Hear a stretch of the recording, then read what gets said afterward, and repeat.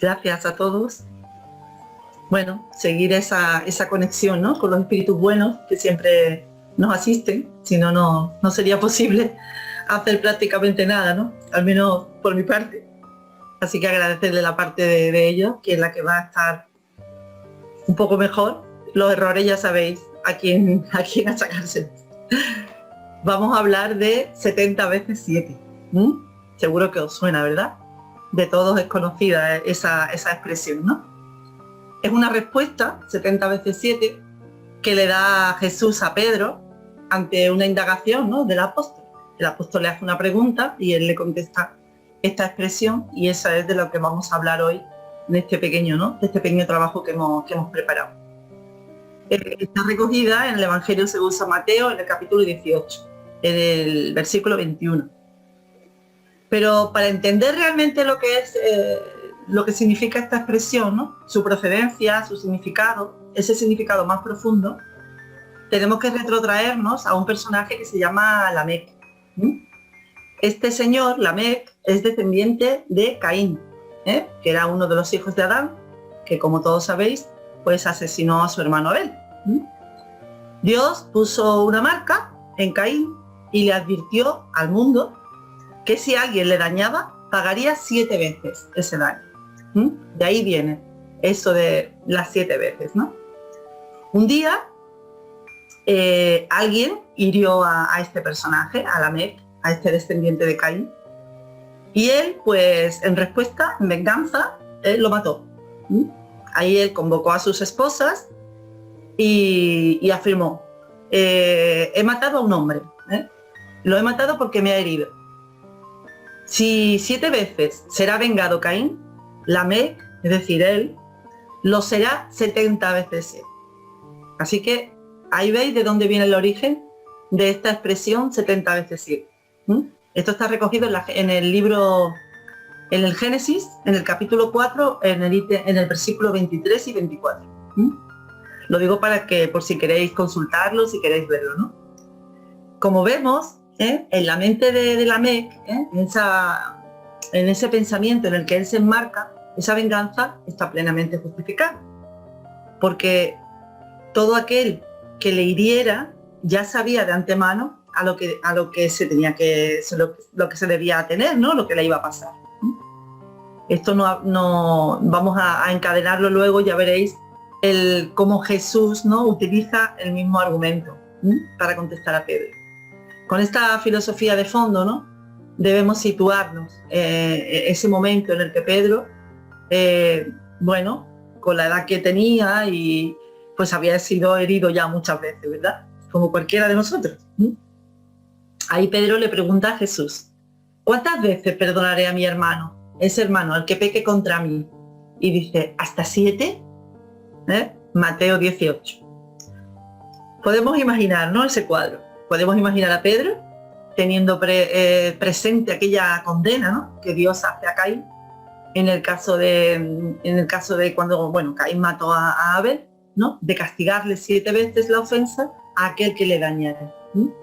Y pensó, pues bueno, se colocó ahí en una actitud como de muy piadoso, ¿no?, ante Jesús, al pensar que perdonar hasta 7 veces era un acto heroico, un acto heroico de amor, de piedad, ¿no?, hacia el prójimo.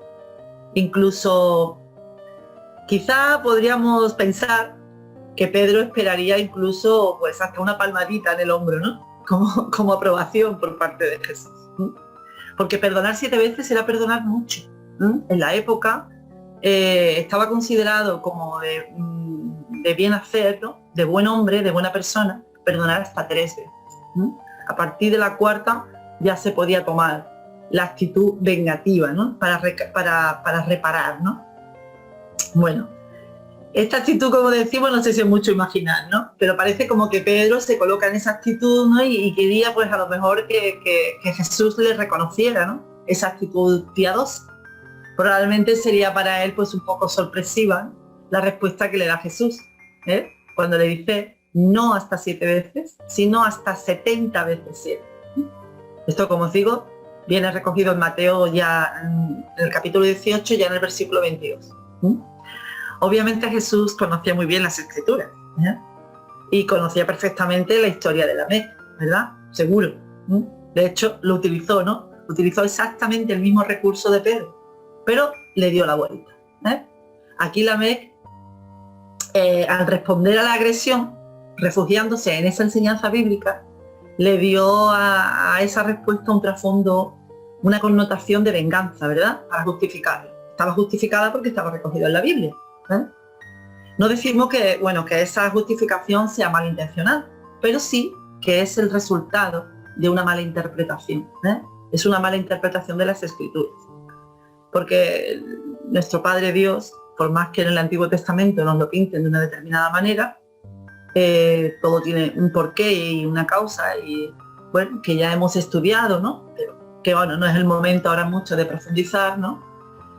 Dios jamás va a hablar en términos de venganza. Cuando en las Escrituras se refleja a Dios hablando en términos de venganza, obviamente esto no son palabras de Dios, no son inspiración divina. Estos son aportes que da el hombre. Entonces, como digo, Dios jamás va a hablar en términos de venganza, sino de justicia. Una justicia que solo podemos dejar en sus manos y que jamás nosotros podemos adjudicarnos esta potestad de aplicar la justicia divina. Podemos aplicar la justicia humana, que cada vez, a medida que vayamos evolucionando, estará más ajustada, ¿no?, a estas leyes divinas. Obviamente, de momento, no lo están. Nosotros en este sentido tan solo podemos confiar en la misericordia, ¿verdad? Ponernos en las manos de la providencia. En ese sentido, como digo, Jesús le propone a Pedro no seguir el camino de el camino de la venganza, sino seguir el camino que el propio Jesús le propone. Es el camino del perdón. Y así, de esta forma, unirse definitivamente a Él, mediante la vivencia de sus enseñanzas.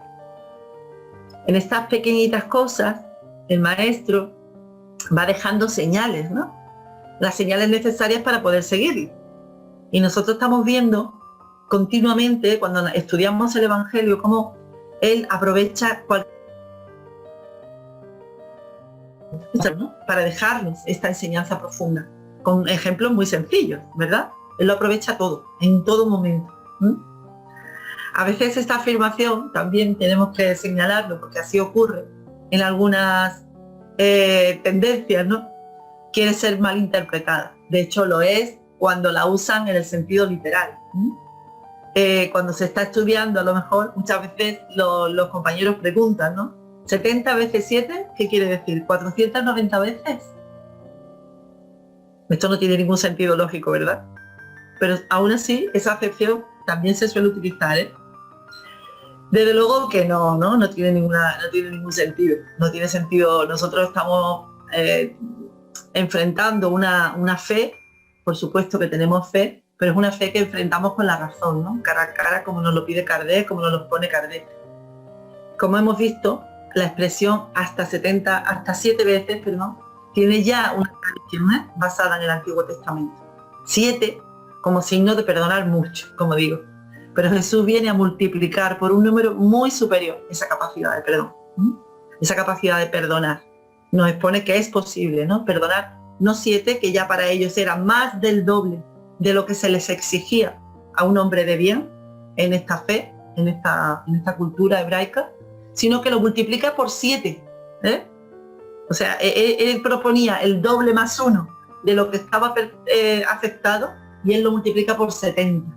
Es decir, bueno, no hace falta ser muy lúcido, ¿no?, para comprender lo que el Maestro le quiso decir a Pedro, ¿no?, en este sentido, y por tanto a todos nosotros, porque hemos decidido seguirle.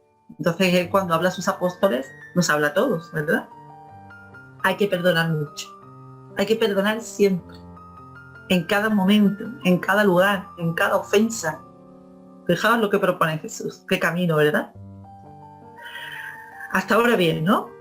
A todos nos ha quedado claro que debemos perdonar, que todo aprendiz, que todo discípulo del Maestro, del Maestro Jesús, debe perdonar, porque sus enseñanzas no son más que precisamente la doctrina del amor. Jesús propone la doctrina del amor, la doctrina del perdón. Esto a veces parecen solo palabras, Porque de tan dichas, ¿no?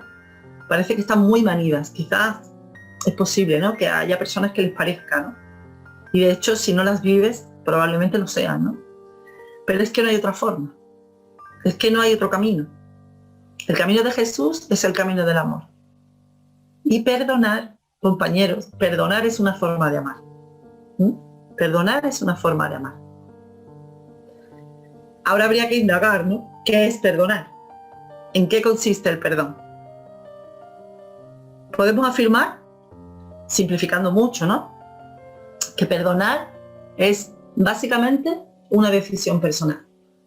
Ya estamos tirando la pelota sobre el tejado de cada uno. Es una decisión personal. Al ser una decisión, parte de la voluntad.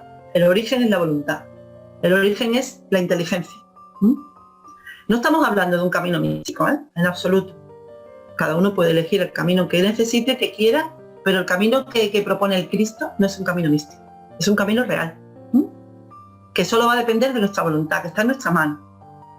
Una vez tomada la decisión de perdonar, de emprender ese camino del perdón, ahora ya es necesario recorrer un proceso largo, tedioso, pero ya en el campo cognitivo, en el campo de los pensamientos, en el campo de los sentimientos, para que se instale en el corazón, para que logremos sentirlo, para que pase a formar parte de nuestro ser más íntimo.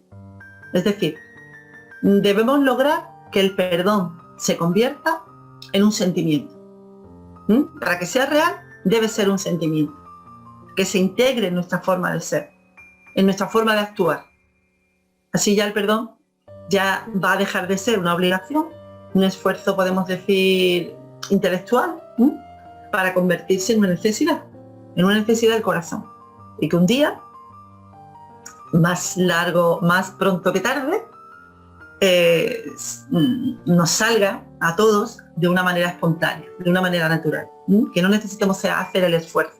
De momento sí lo necesitamos, pero este proceso es el que nos va a ayudar a madurar y poco a poco lo vamos a integrar y vamos a hacerlo de una forma natural, en el momento de que pase de aquí a aquí, ¿verdad? De la cabeza al corazón. Ahora bien, podemos decir, sin temor a equivocarnos, que uno de los factores más conflictivos para el cristiano y por tanto para el espiritista, si quiere vivir con cierta coherencia el Evangelio, es precisamente sumergirse en esa senda, en la senda del perdón. No voy a descubrir nada nuevo, no es nada fácil perdonar. Las ofensas reales, profundas que nos tocan, eso no es nada fácil perdonar. Pero bueno, vamos a volver al significado, ¿no? Al concepto de perdonar, al significado literal. Perdonar, según la RAE, vamos a acudir a la Real Academia Española de la Lengua, significa olvidar en una de sus acepciones, ¿no? Olvidar la falta que ha cometido otra persona contra ella o contra otro y no guardarle rencor, ni castigarla, ¿no? Ni castigarla por esa ofensa, por esa falta que le hayan hecho. También en otra acepción se contempla saldar una deuda. En la Biblia, la palabra griega que se traduce por perdonar significa literalmente dejar pasar. Dejar pasar. Como cuando una persona deja de exigir, ¿no? Que se le pague una deuda. De hecho, Jesús utiliza esa acepción del perdón en muchísimas ocasiones. Incluso cuando nos enseña a orar, en el Padre Nuestro, al decir perdona nuestras ofensas como nosotros perdonamos a los que nos ofenden. O a mí me gusta mucho también la traducción antigua, ¿no? Porque es más gráfica en esa que usábamos antes, ¿no? Para aplicarla por lo menos en este caso. Cuando dice perdona nuestras deudas, como nosotros perdonamos a nuestros deudores. Muy gráfico, ¿verdad? Esto viene recogido, el Padre Nuestro viene recogido en Lucas, en el capítulo 11.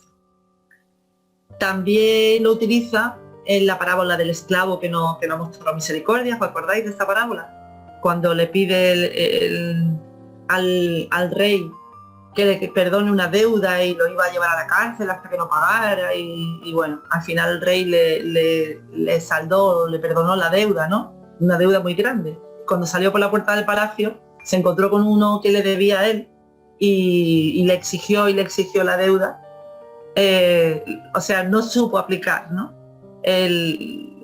La condescendencia o la misericordia que su acreedor había aplicado hacia él, y sin embargo él no supo hacerlo hacia su deudor, ¿no?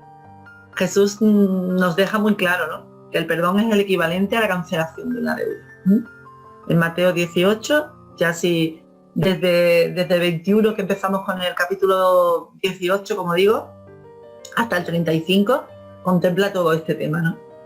O por ejemplo en Mateo 5, cuando le dice Mateo, ¿no?, expresa las palabras recoge las palabras que expresó el maestro, y más o menos, ¿no?, dice: por tanto, si tú traes una ofrenda al altar y allí te encuentras de que tu hermano tiene algo contra ti, deja ahí la ofrenda delante del altar y vete a reconciliarte con él. Primero reconcíliate con tu hermano y entonces ve y presenta tu ofrenda. Hay que perdonar la deuda. Perdonamos a otros cuando dejamos de guardar resentimiento, cuando no insistimos en pedir una reparación, esa reparación de ese daño que hemos sufrido, que nos hayan hecho, o por la pérdida, ¿no?, que nos hayan podido hacer sufrir. Las Escrituras nos enseñan que el perdón se basa en el amor, se basa en el amor sincero. Nos dice Pablo, ¿no?, en la primera carta a los Corintios, que el amor no lleva cuenta del daño, ni fecha ni calendario, ¿verdad? En el Evangelio según el Espiritismo, Kardec hace una exposición magistral en referencia al camino del perdón. Y vamos a hacer, pues como no puede ser de otra manera, un pequeño recorrido de lo que él nos enseña, explicando las palabras de Jesús bajo la óptica de la filosofía espiritista. Eso lo podéis encontrar en el Evangelio según el Espiritismo, en el capítulo 10. Ahí Kardec empieza con una reflexión sobre las bienaventuranzas, con Mateo 5. Bienaventurados los misericordiosos, porque ellos alcanzarán misericordia. Y ahí está la clave de todo. ¿Tendremos misericordia si otorgamos misericordia?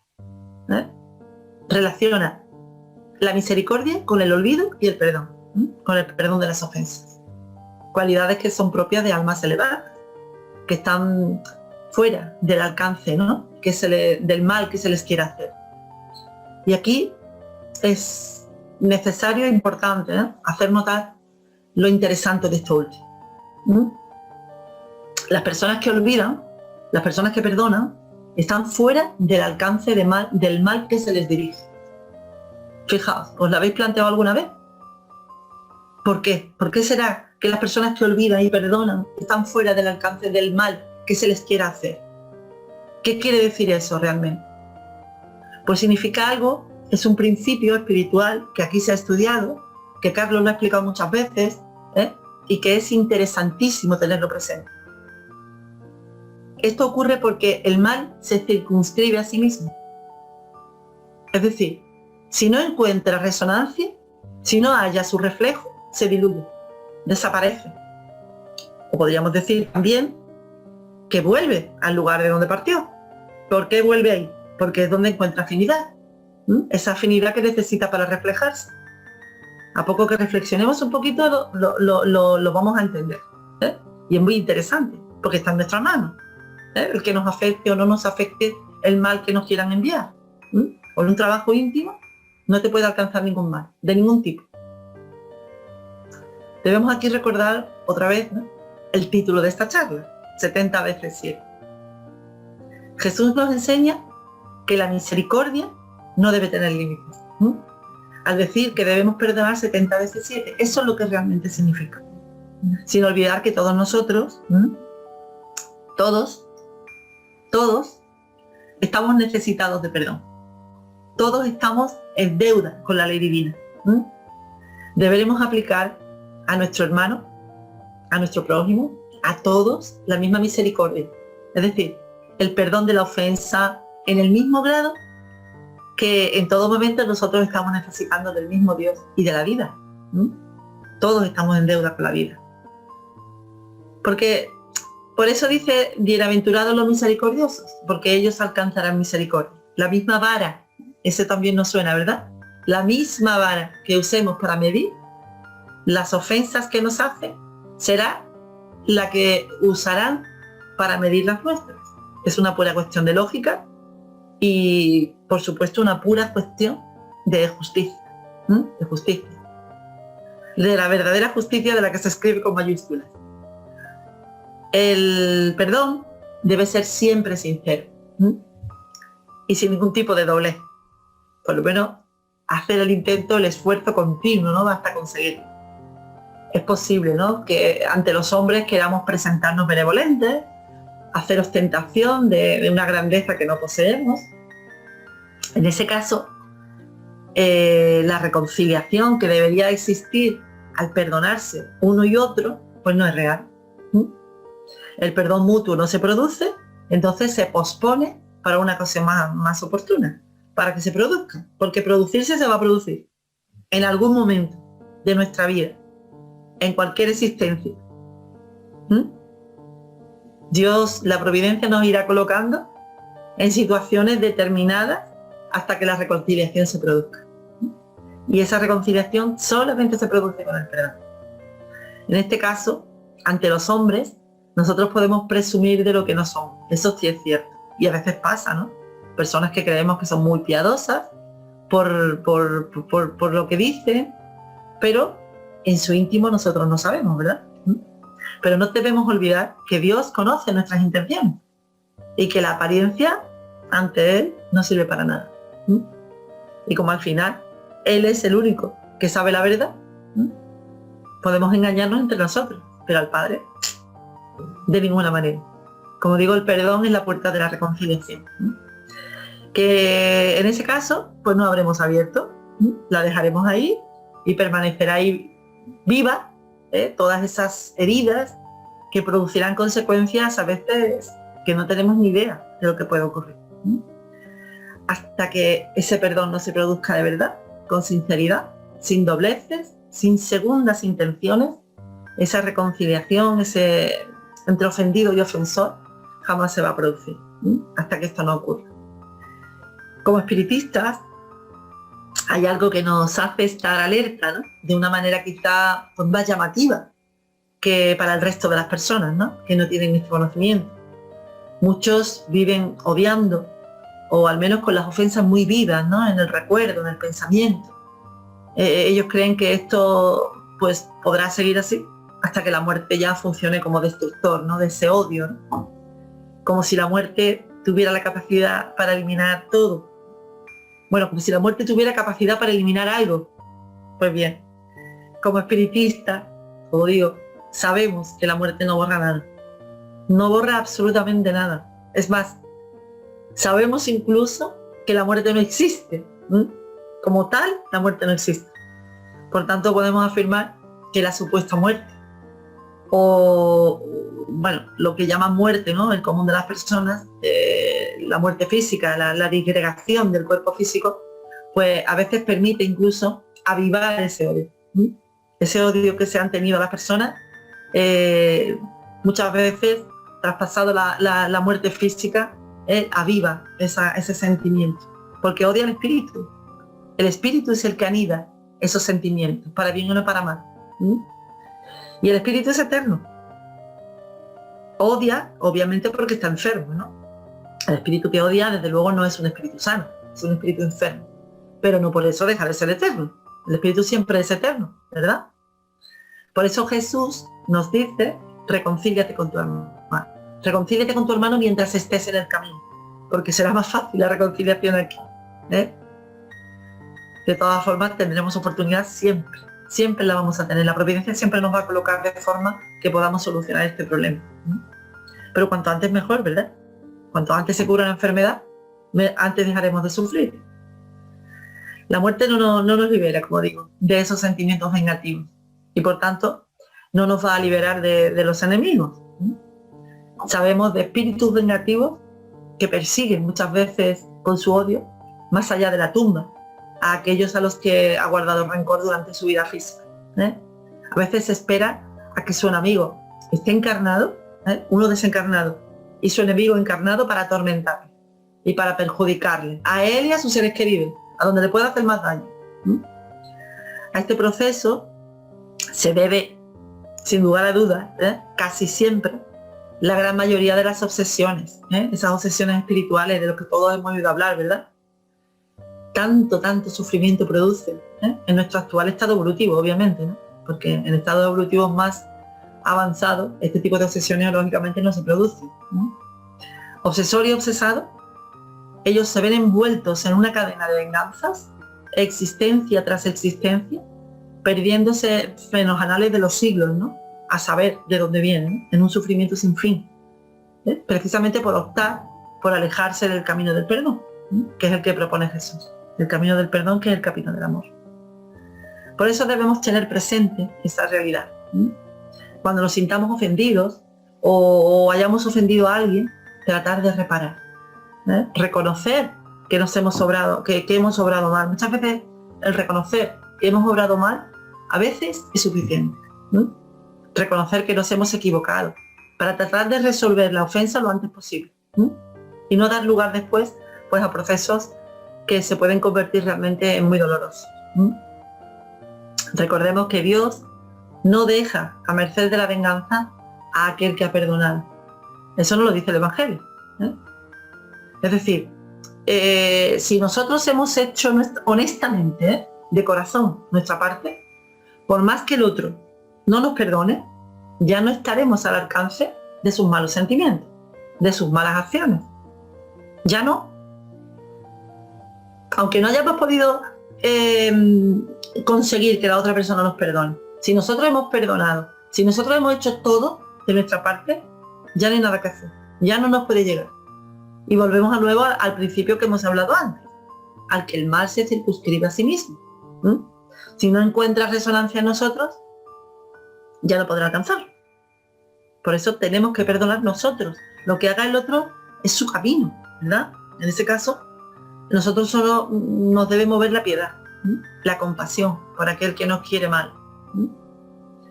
Aquel que deberá en su momento pues recorrer su propio proceso de redención, ¿no? Como dice en Mateo 5, ¿no? Él nos dice, te aseguro, palabras recogidas de Jesús, te aseguro que no saldrás de aquí sin que pagues hasta el último céntimo, hasta la última moneda, hasta la última deuda. No vamos a avanzar hasta que no reparemos, hasta la última ofensa. Las acciones de bien nos sirven siempre como un eximento. No se aplica, lógicamente, ya eso el cristiano lo debe saberlo, ¿no? No se aplica en absoluto el ojo por ojo, obviamente no. Una vez elegido el camino del bien, toda acción amorosa, toda acción que esté marcada en la ley de amor, nos va a ayudar a reparar, nos va a ayudar a rescatar los males causados. Así que cuanto antes empecemos el camino, ¿verdad?, más felices vamos a ser.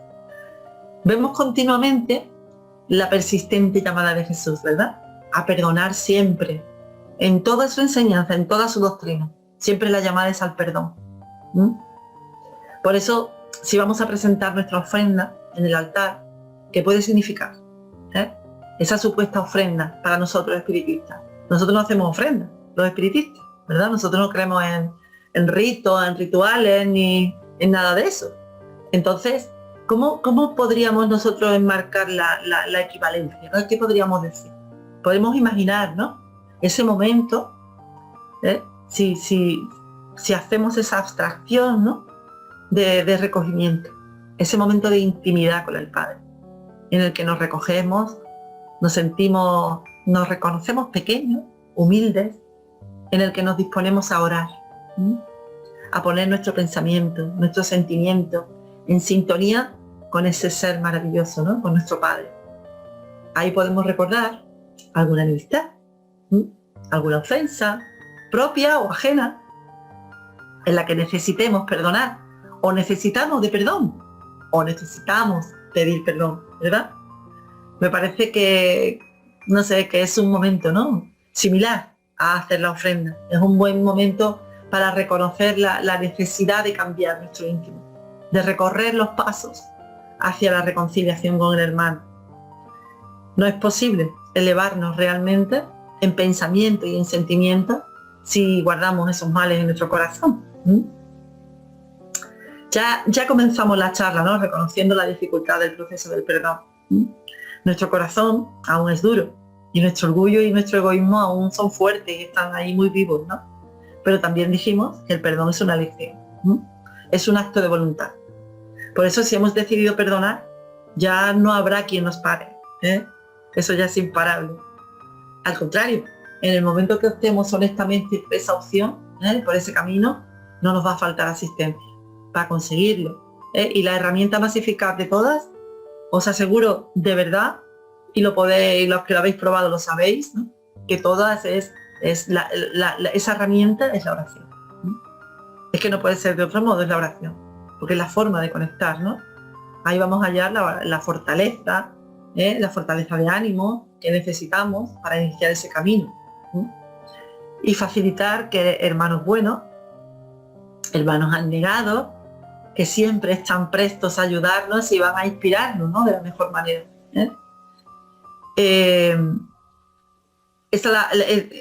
Para mí, ¿no? Yo, por lo menos mi punto de vista, es la única forma de cumplir ese objetivo, ¿no? De fortalecer el ánimo, de fortalecer la voluntad, es con la oración, conectarnos directamente con ellos. Otro aspecto a tener en cuenta y que propone el Evangelio es la honestidad en la mirada, así lo he llamado yo. La honestidad en la mirada, ¿qué querrá decir eso, no? Pues cuando Jesús nos habla de la paja en el ojo ajeno y la viga en el propio, nos hace una propuesta muy interesante. Y bueno, porque esta actitud es muy propia, ¿no? Del carácter humano. Somos muy rápidos para captar el error ajeno, para sentirnos ofendidos ante cualquier cosa. Y sin embargo nos resulta de una enorme dificultad vernos a nosotros mismos, ¿verdad? Cualquier cosa, por más grave que sea, no la vemos. Nos cuesta mucho ser conscientes de los errores propios, de la necesidad de mejora, de cualquier defecto, de un chan de efectos concretos, generales, del carácter, nos cuesta mucho. Esto obviamente va en contra de la ley de amor, de la ley de amor y caridad. El orgullo es el origen de la mayoría de nuestros vicios y es el que impide, ¿no? Es el impedimento principal del desarrollo de las virtudes y suele ser el motor de la mayoría de nuestras acciones. La mayor parte de las veces no nos mueven virtudes, sino que nos mueven los vicios, ¿no? Y el principal es el del orgullo y el del egoísmo. Por eso Jesús nos dice, en el Evangelio según el Espiritismo se explica que Él se empeñó, ¿no? En combatirlo por ser el principal obstáculo, del progreso personal, ¿no? Del progreso colectivo de la humanidad. Al final, el progreso colectivo depende de cada individuo, ¿verdad? Somos muy rápidos, como digo, para juzgar al prójimo. Sin embargo, Jesús nos dice en Mateo 7 que nos juzguemos. Que no juzguemos y no seremos juzgados. Así de simple. Ahí nos cuenta el Evangelio el caso de aquella mujer, ¿os acordáis? De aquella mujer adúltera que la habían pillado, ¿no? En adulterio, y bueno, era la que se disponían a lapidar, tal como mandaba la tradición. Estaban recogidos por la legislación vigente, ¿no? Al ser preguntado por cómo creía él, ¿no? Le preguntaron a Jesús cómo creía él que se debía proceder. Él no dijo que perdonaran a la mujer. Él propuso algo muchísimo más interesante. No dijo si podían o no podían ajusticiar. Solo expresó, hizo una propuesta, como digo, súper interesante, ¿no? Él dijo, el que esté libre de faltas, que podía impartir esa justicia, ¿no? Y ahí sí, ahí dijo aquella frase tan famosa, ¿no? Que todos conocemos y que tenemos presente, o deberíamos tener presente todos. El que esté libre de pecado, que tire la primera piedra. El que tenga limpio el expediente, ¿verdad? Que juzgue al otro. Esa máxima hace de la indulgencia un deber. Porque no hay nadie en este mundo, y quizá en ningún otro, a no ser los mundos felices, que no esté necesitado de él, que no esté necesitado de misericordia. Nos enseña que no debemos juzgar a otros, que no lo debemos juzgar con más dureza de la que empleamos para juzgarnos a nosotros, para juzgar nuestros propios actos. No debemos condenar a otros lo que nosotros mismos nos perdonamos, o al menos lo miramos con cierta condescendencia, ¿verdad? Cuando lo hace otro no, pero lo hago yo, ahí la mirada es diferente. A veces recriminamos a otras personas actitudes que nos permitimos con mucha libertad a nosotros mismos. Cuando corregimos a otros, ahí debemos tener en cuenta, ¿no? Normalmente cuando corregimos a otras personas suelen movernos dos actitudes. Una sería reprimir el mal, cortar de raíz el mal. Y la otra, a veces, cuando corregimos a alguien, lo que se trata es de desacreditar a la persona. Que queremos desacreditar a la persona que comete actos que nos pueden a nosotros parecer reprobables. Pero no estamos criticando el acto, estamos criticando a la persona. Naturalmente, esta última opción no es aceptable. Porque en realidad es un acto de maldad, es un acto de maledicencia. En el primer caso, cuando nos mueve reprimir el mal, está justificado. Porque estamos intentando evitar o corregir un mal, estamos intentando evitarlo, ¿no? O por lo menos corregirlo. Si así no fuera, no sería posible la evolución, el crecimiento humano. De hecho, todos estamos obligados a ayudarnos, a sostenernos, ¿no? Unos a otros en este proceso de crecimiento, al igual que otros más avanzados hacen con nosotros, o quisiéramos por lo menos que lo hicieran, ¿no? Que nos hagan notar con amor, con desinterés, aquello en lo que estemos equivocados. Más aún cuando nuestras acciones pudieran perjudicar a otros, ¿no? A terceros, pero también cuando nos percibimos que nos estamos dañando a nosotros mismos. Siempre es bueno que haya una persona que realmente nos ame y que nos corrija. Y luego nosotros tendremos que tener la humildad necesaria para aceptarlo, ¿no?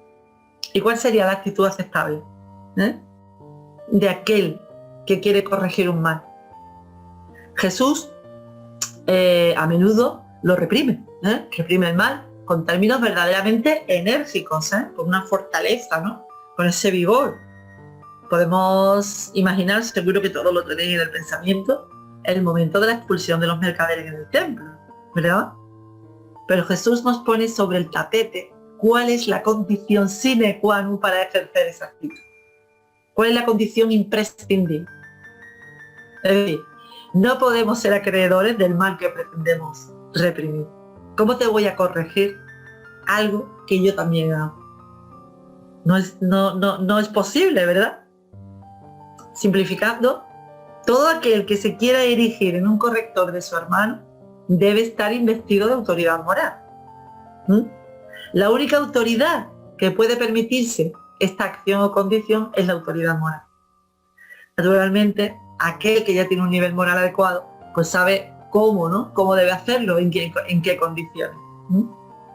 El total desinterés, la mejor intención, la mejor motivación, es decir, un movimiento íntimo que te mueve, que te hace corregir, pero con esto, sin intención, sin mala intención, con una motivación de amor, ¿no? Cuando ese movimiento íntimo se ajusta lo más posible a la ley de amor, de justicia y caridad. Cualquier pensamiento o acción contraria a esa ley sería simplemente hipocresía y querer investirnos de una autoridad que no se tiene. Por eso el papel de los educadores en cualquier nivel es tan complejo. Porque el corregido no acepta la autoridad del corrector si no tiene esa autoridad moral. Entonces no serviría realmente para nada. Si os acordáis, el espíritu Simeón, en el Evangelio según el Espiritismo, nos explica la necesidad del olvido de la ofensa. Si realmente queremos recorrer ese camino de perdón, debemos olvidar la ofensa. Para perdonar debemos olvidar. Eso nos lo dice Jesús. El hombre justo, ¿no? Jesús, ¿cómo lo podríamos definir? El hombre justo por excelencia, ¿verdad? Él nos invita a hacer por el otro lo que queremos que el Padre haga por nosotros. otra vez aplicando la ley áurea, ¿verdad? Pablo nos dice, tú enseñarás a tus hermanos ese olvido de sí mismo que hace invulnerable contra el ataque. Volvemos a recordar, ¿verdad?, el principio de que el mal se circunscribe a sí mismo. Fijaos lo que dice. Tú enseñarás a tu hermano ese olvido de sí mismo que le hace invulnerable al ataque. Tenemos una herramienta maravillosa de paz, pero para que no nos alcancen los ataques, el perdón. Y como decimos, el mal se circunscribe a sí mismo y si no somos, no lo reflejamos, no lo vamos a sufrir. Si decimos perdonar, si decidimos perdonar, pero no logramos abstraernos de nosotros mismos, olvidando la ofensa, dejamos ese mal dentro de nosotros. Por tanto, cualquier mal que nos quieran hacer va a hallar resonancia en nosotros y terminará afectándonos. Hay muchas maneras, muchos recursos psicológicos para lograr perdonar y lograr olvidar. Se me ocurre pensar que podemos usar para los demás las mismas disculpas que solemos usar para nosotros. He tenido un mal día, a lo mejor haces cualquier cosa que sabes que está mal y de repente dices, bueno, es que he tenido un mal día. En realidad yo no sabía todas las circunstancias que rodeaban ese asunto, yo no tenía mala intención, y tantos y tantos y tantos argumentos que solemos aplicarnos para justificar una mala acción, incluso un mal pensamiento o una palabra fuera de lugar, ¿no? ¿Qué tal si a partir de ahora nos proponemos, ¿no?, tenemos esa misma indulgencia para los demás? Sería un proyecto, ¿no?, a partir de hoy. Quizás los demás, podemos pensar, no son tan perversos como a veces queremos pensar. A lo mejor no son tan malos. Simplemente han tenido un mal día. Son simplemente personas, como tú y como yo, que cometen muchos errores. Muchos más errores que aciertos. Porque eso es lo normal en el ser humano, en nuestro estado evolutivo. Son personas que posiblemente ni siquiera tuvieran la intención de dañarnos, como nosotros. Exactamente igual que nosotros, igual que nos ocurre a nosotros. Muchas veces, si tuviéramos esa capacidad de empatía, nos ofenderíamos infinitamente menos. Pero además, si se tratara de alguien que con toda intención quisieran hacernos ese daño, habría que ver motivos, causas y todo eso, no nos vamos a parar en eso. Pero si así fuera, aplicando el principio que venimos tratando desde que empezamos a hablar, el mal no nos podrá alcanzar. Por más que el otro lo intente, si no encuentra el reflejo en nosotros. De ahí la importancia de olvidar, de ahí la importancia de perdonar, para que ni el menor vestigio de mal quede en nosotros. Ese que le pueda servir al supuesto agresor de resorte, ¿no?, de resorte para alcanzarnos. Recordemos que, como dice Pablo, el mérito del perdón es proporcional a la gravedad del mal. Cuanto más perdonamos, más mérito tenemos. O sea, si el mal, cuanto mayor sea el que perdonamos, mayor mérito tenemos ante la providencia. El espiritista debe llevar a gala ser espiritista. Debemos olvidar el mal que nos haga. Poner el foco de nuestra voluntad, de nuestra atención, solo en el bien que podemos hacer. Olvidar el pasado del mal que nos hayan hecho y poner nuestro foco en hoy, en lo que podemos hacer hoy. No debemos separarnos de este principio ni con el pensamiento, porque de él también somos responsables ante Dios.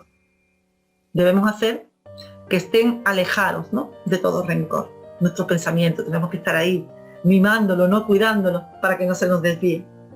Como dice Simeón, el espíritu que nos habla del olvido de las ofensas, en el libro, en el Evangelio según el Espiritismo, Dios sabe lo que mora en el fondo del corazón de cada uno.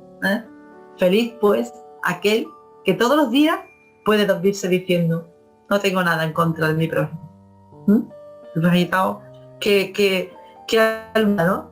Qué almohada, qué mejor almohada que una conciencia tranquila, ¿verdad? Soy un adagio por ahí que mucha gente lo comparte. Pablo nos hace un llamamiento a la prudencia. En el Evangelio según el Espiritismo, en este capítulo 10, Pablo nos hace un llamamiento a la prudencia. Si bien es cierto que a veces cuesta mucho olvidar la ofensa recibida, él nos hace pensar, nos hace reflexionar sobre este asunto. Como espiritistas, y ahora le vamos a dar la vuelta a lo de antes, ¿no? Como espiritistas sabemos, ¿no?, de la concatenación de las existencias sucesivas. ¿Quién sabe si ante una agresión que aparentemente es inexplicable, de alguien, no hay detrás simplemente una reacción a un acto nuestro, anterior, de otra existencia, y que ese alguien que estará menos esclarecido nos guarda un rencor que no sabe de dónde le viene y que no se puede reprimir, ¿eh? ¿No sería en este caso nuestra responsabilidad? Porque él lo está haciendo un mal como una respuesta a algo que le hicimos antes.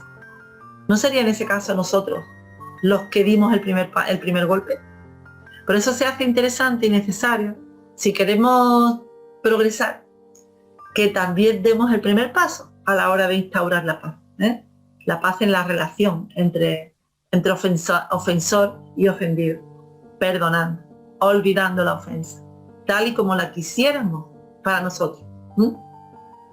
Ahí iniciamos un camino muy sinuoso, pero de reconciliación. Al tener nosotros conocimiento de este proceso, somos más responsables. También puede darse el caso de que realmente no hayamos sido los primeros en ofender, ni en esta existencia ni en otra, y que simplemente alguien nos ofende sin más, por su propia naturaleza, vamos a decir. Si decimos dejar pasar, probablemente si el problema se quede ahí y ya no vaya más. Pero a veces, al sentirnos ofendidos, nos toca en el ego, nos inunda un sentimiento falso de justicia, y nos lleva inevitablemente a la venganza. No es justicia, es venganza. Lo queramos disfrazar como lo queramos disfrazar, pero es un acto de venganza. Aunque sea leve, aunque sea suave, aunque no sea una cosa excesivamente agresiva, pero no estamos haciendo justicia, nos estamos vengando, estamos reaccionando. Se convierte realmente, ¿no?, en una simple represalia, como digo, que va a ir de un lado al otro, pasando de ofensor a ofendido, intercambiando los papeles en sucesivas circunstancias y a veces incluso en existencias, como hemos dicho antes, ¿no? Alguien debe dar el primer paso, alguien debe parar esa rueda de venganza, y lo hará. ¿Sabéis quién lo hace?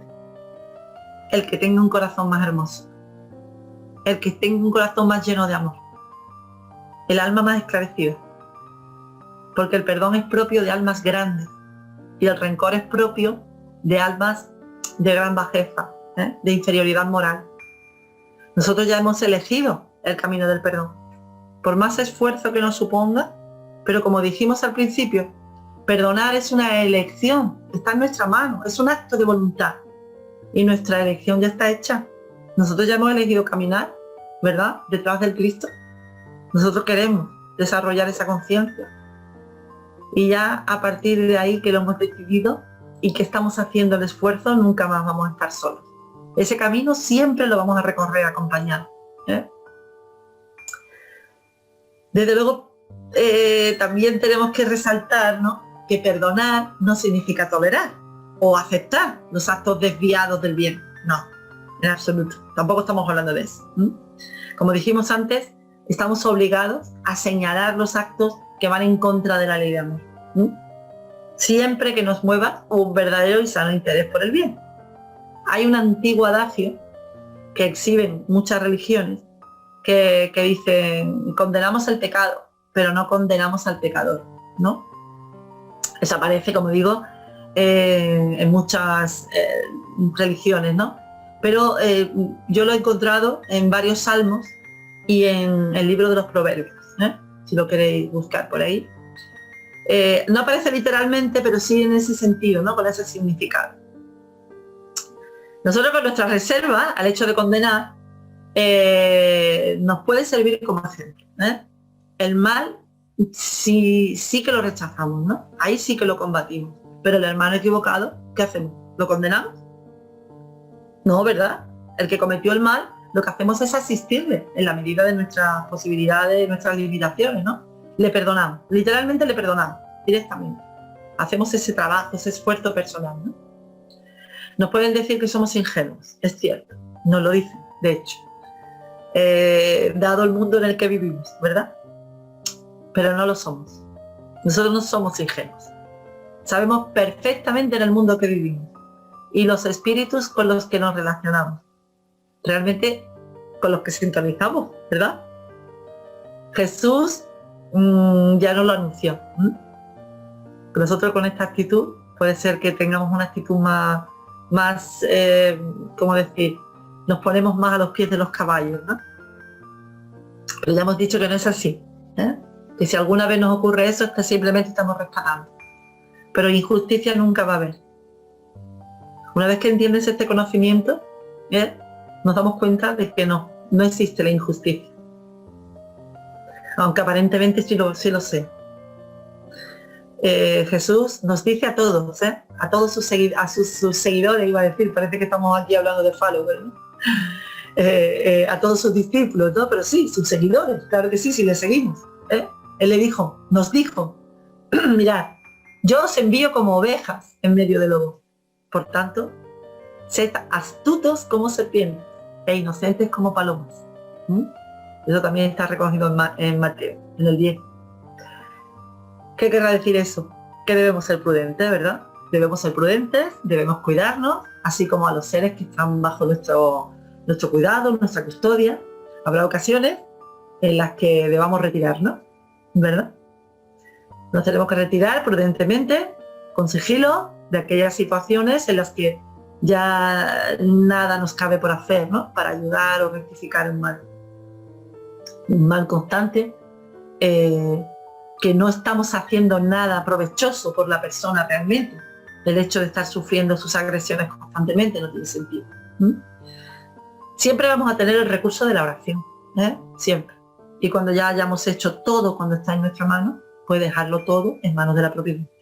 Y que cada uno recorra su camino de redención, como digo, el que haya elegido. A nosotros lo que nos concierne es no guardar ningún rencor, de ninguna de las maneras, ningún rencor, y nunca devolver ningún mal, siempre devolver bien por mal. Y para terminar, reforzando aún más esa idea de la necesidad de perdón, sabéis que a mí me gusta terminar con una cita, y vamos a tomar las palabras de un espíritu hermoso al que todos admiramos mucho y que se llama Mei Mei, y es un fragmento el último parrafito del capítulo 47 del Espíritu de la Verdad, y dice: y si alguno te hiriere en la carne o en el alma, no levantes el brazo ni la voz para replicar. Busca en el silencio la inspiración del Señor, y el Maestro, como si descendiera de nuevo de la cruz en que pidió perdón para sus propios verdugos, te dirá: compasivo, perdona, sí, perdona siempre, porque en realidad quienes no perdonan tampoco saben lo que hacen. Muchas gracias, chicos.